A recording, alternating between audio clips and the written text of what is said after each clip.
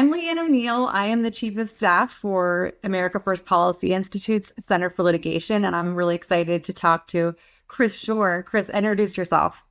Yep, my name is Chris Schorr. I'm the director of the Higher Education Reform Initiative here at AFPI. And so I work, as the name suggests, I work on our higher education side of things. Of course, today is an exciting day because we just heard about the Columbia settlement with the federal government. And we also have some updates and some information we can provide about what AFPI is doing on the Cornell University front, which, of course, Leigh Ann, I'll let you lead on that. Yeah, no, thank you. I mean, I have to tell you, Chris, you and I have talked a lot about this, but just the general trend that we've seen over the past several years is you have these amazing universities, or at least they were amazing universities. They're elite, people would do anything to get into them, and they cost an arm and a leg. And then you go, and then in many instances, you're taught to hate yourself, hate your fellow group members based on skin color, ethnicity, hate each other, and hate America. And Right. we have obviously the civil rights laws in place. We have the First Amendment in place, all of these wonderful protections that are designed and really uphold the fundamental values that we as Americans hold so deeply. They've been in place for decades. They've been totally ignored and trampled for the past several years. And that's where we've arrived at this situation now where Columbia University has agreed to pay $220 million back to the federal government in order to really have them babysit them for, for the foreseeable future, to make sure that they're not violating the laws that we all know and understand exist. So I'm curious, what do you think is good about the settlement? There's so many things. What are you looking forward to seeing change going forward based on it? Yeah, no, that's a great question. So right, the background for the Columbia settlement is it's what you said, and specifically, we had a wave of anti-Semitic campus protests last year across really elite institutions, elite higher education institutions all across the country. Columbia was the site of both an encampment and student protests that turned violent. There was harassment, intimidation of Jewish students. The Trump administration sent a letter to 60 such universities warning them of or informing them of impending investigations, and Columbia was sort of first to be targeted for good reason. It was among the most egregious. There's obviously an ongoing negotiation process with Harvard as well. So there are many things to like about the settlement agreement. The most important one is that I think it goes to the heart of why the universities, the elite universities, have this particular problem with anti-Semitism. Why now? Why this issue? And it really does have to do with the what we use the term woke kind of colloquially, but the issue fundamentally is a victimizer, oppressor oppressed mentality that is deeply entrenched today on the political left, and you see it in polling of 18 to 24-year-olds. You have about 2/3 now who admit, according to the Harvard-Harris poll, that in their view, Jews are a class of oppressors. They say similar things about whites. They say, you get similar percentages that say that the United States is essentially an illegitimate settler colony, which is the argument they make about Israel. So these things are very much bound together. And the reason why you have these spasms of anti-Semitic hatred is it is a sort of collateral consequence of that worldview, right? It's one of the many forms of discrimination that emerged from that worldview. And so the best thing, to my mind, about this settlement is not only holding the university to account for violating civil rights obligations and also the $21 million they had to pay out to Jewish students who suffered, right? But it's because the best thing is that they're addressing the larger issue. They're addressing DEI.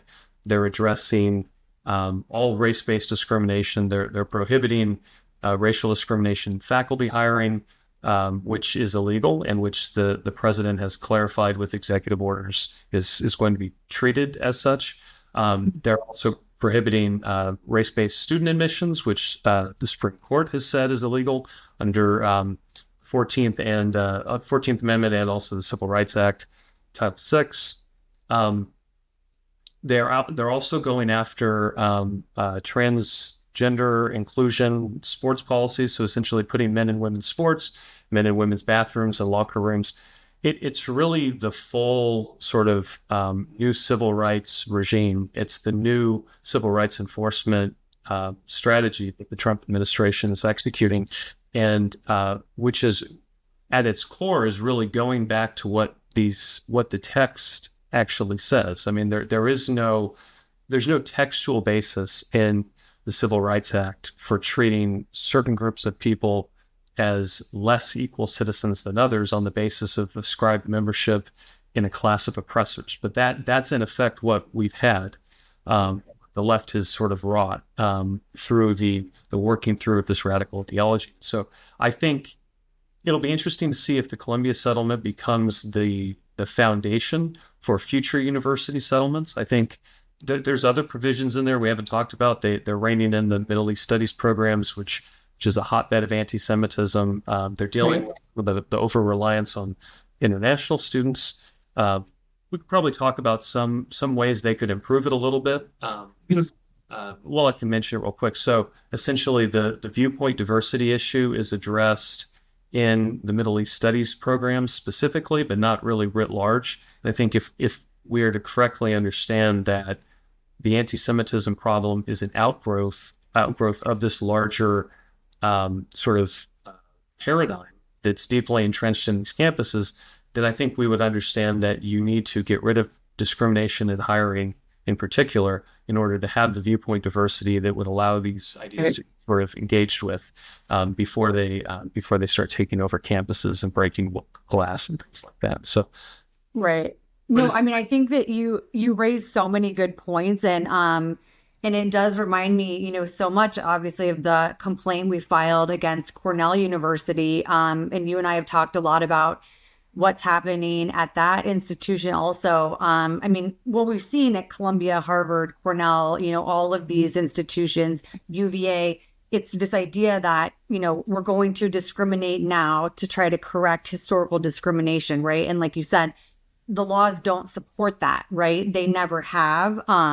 Certainly not in hiring. And that's been one of the biggest beefs, we've seen in Cornell. We got a hold of these internal emails that showed that they were deliberately locking down a job search. They had identified the candidates they wanted to consider to kind of check the boxes that they were interested in, namely definitely not white or male. And then they basically just found the people who checked the boxes and who had, the job qualifications, and then they reached out to them while excluding everyone else from even knowing that the job was open. And so looking at what's happened now with this Columbia agreement, it's fantastic to see that there are specific provisions that go exactly to this point, that there cannot be race-based hiring. I mean, it's not just that there can't be quotas or that they can't be involved in that process at all. They even specifically address that personal statements and diversity narratives can't be used in a way to effectuate this discriminatory hiring that's become so commonplace now. And I also really appreciate, the point that you made about the viewpoint diversity in the Middle Eastern studies courses at Columbia. I think that that's going to be something that will be very interesting, that will have to be dealt with at Cornell also. I mean, Cornell has by far and away the highest amount of funding coming from Middle Eastern countries. I mean, Columbia is not even on kind of the top 12 list, but Cornell's number one.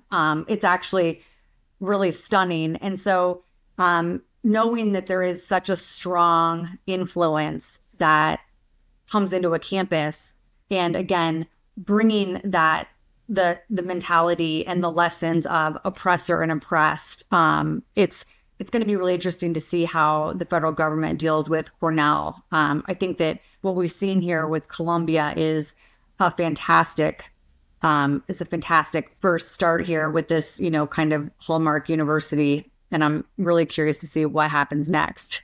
I think you're right. I think it'll be interesting to see if because sort of so the anti-white discrimination in hiring and the anti-Semitic discrimination towards students, again, they're sort of fed by the same wellspring. So it'll be interesting if the settlement agreement is kind of copy pasted over it with little tweaks for the particulars, or if they're doing something completely new.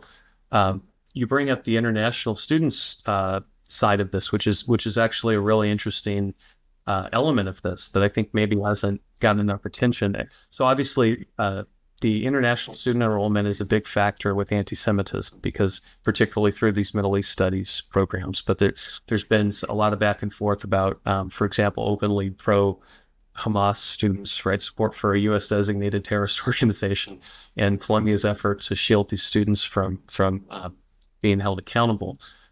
Columbia, new report just came out that show that Columbia has 58% of its student body are international students. It's astonishing. And now Cornell's 35, which is still incredibly high. It's hard to imagine a university operating in the United States that benefits from the taxpayers in all sorts of ways, the research grants, all of which is fungible money, right? And more than half in the case of Columbia, and over a third in the case of Cornell, of their students are foreign nationals, which means it's just American taxpayers subsidizing education for foreign nationals at the expense of the American people. Like, who these are presumably these are American institutions. They're American taxpayer supported. They're in the United States. One would think that they would prioritize American citizens, and to the degree that they admit foreigners, they're not admitting Americans. There's only so many seats they can fill, right? And then to your point, when you do that, you create all kinds of risks. I mean, the anti-Semitism crisis that we've been talking about. Two, where's the influence coming from, in many cases, radical sources in the Middle East through these studies programs, but also grants and loans. I mean, somebody's handing you a lot of money. At a certain point, you tend to like them more. You tend to treat them differently. We have problems with intellectual property theft by China, frankly, not just China, but that's a major concern, particularly in these high-tech areas. Recently there were two Chinese students at the University of Michigan who smuggled in like a deadly fungus thing that's defined as a bioweapon, right? I mean, of sorts. Terrorism, which I think a lot of us heard for the first time, but it's actually this really awful thing that has caused billions of dollars of agricultural damage. It can cause birth defects in both cattle and people. So it's actually this really dangerous thing. The two individuals involved, one of them has ties to the CCP through I think a spouse or boyfriend or girlfriend back home. So I mean, these are real problems, and these universities are creating this huge exposure for themselves by essentially becoming post-American institutions. In Columbia, this agreement is agreeing to essentially do a deeper dive on the students who apply to come from outside of America.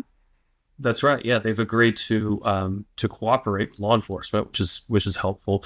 They've agreed. There's some language. It's sort of tentative, but they've agreed to reduce their reliance on foreign students, because that is, I think, part of the story here is that actually student enrollment around the country is dropping.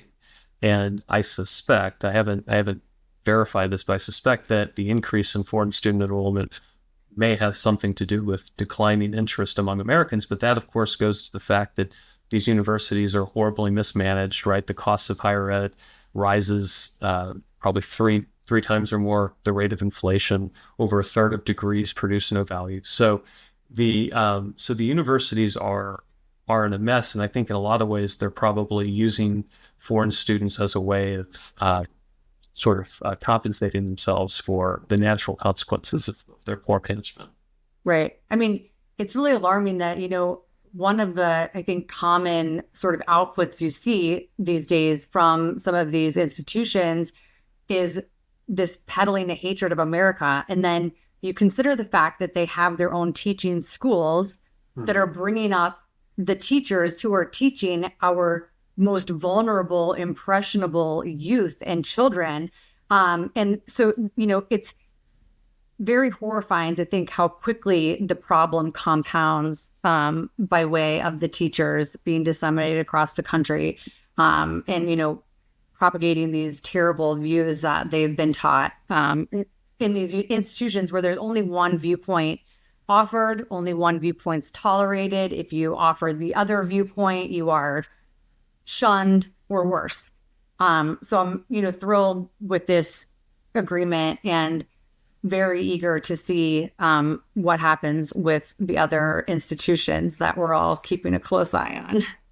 Absolutely. Yeah, it's Harvard's up next. So let's see how that goes. One exciting thing about Harvard is there's at least discussion of creating a civic center. And so the civic centers are a way for institutions to kind of bring in alternative viewpoints, to kind of institutionalize the alternative viewpoints. I think Columbia skipped out on that. So it'll be interesting to see if that gets added into the mix, or maybe if that's a fight for another day. That is exciting. As we approach the 250th anniversary of our country, that would be fantastic. Well, thanks for joining me to talk about this. We're, again, closely watching what happens next. And so many other institutions are, have a lot to answer for. So we'll see how it goes. Yeah, it was a pleasure talking with you. Yeah, thanks.